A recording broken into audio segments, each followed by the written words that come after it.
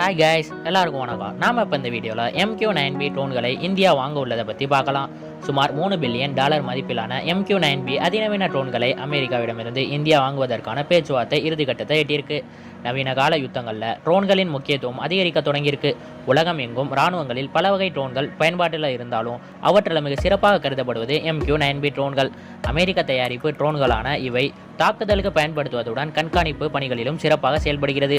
எதிரி இலக்கு எங்கு மறைந்திருந்தாலும் குறித்த வராமல் அளிக்கும் வல்லமை படைத்த MQ-9B ட்ரோன்கள் தொலைவில் இருந்தே துல்லியமான படங்களை எடுக்கும் கேமராக்களை கொண்டுள்ளது. இந்த ட்ரோன்கள் சத்தமே இல்லாமல் தாழ்வாக பறந்து குண்டுகளை வீசும் திறன் கொண்டது.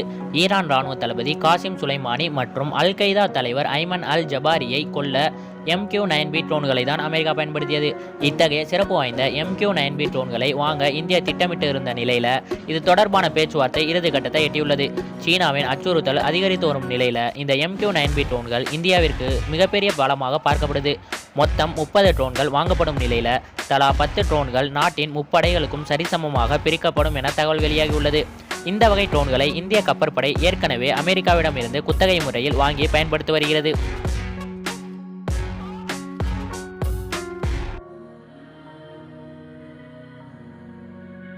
சுமார் $3 பில்லியன் மதிப்புடைய இந்த MQ-9B ட்ரோன்கள் இந்தியா மற்றும் சீனாவின் எல்லையிலும் இந்தியா மற்றும் பாகிஸ்தான் எல்லையிலும் கண்காணிப்பு பணியில் ஈடுபடுத்த திட்டமிடப்பட்டுள்ளது. ஆயுதங்களுடன் செயல்படும் அதிநவீன ட்ரோன்கள் அமெரிக்காவிடமிருந்து வாங்கும் இந்தியா இவற்றை இந்திய பெருங்கடல் மற்றும் இந்திய கடலோர பகுதிகளை கண்காணிக்க முடிவு செய்யப்பட்டுள்ளது. மேலும் இந்த MQ-9B ட்ரோன்கள் மூலம் சீனாவின் எல்லையோர ஊடுருவலை தடுக்க முடியும். இந்த வீடியோ பிடிச்சிருந்தா லைக் பண்ணுங்க, மறக்காம நம்மளோட ஸ்பைஜெட் இன்ஃபோ சேனலை சப்ஸ்கிரைப் பண்ணிருங்க.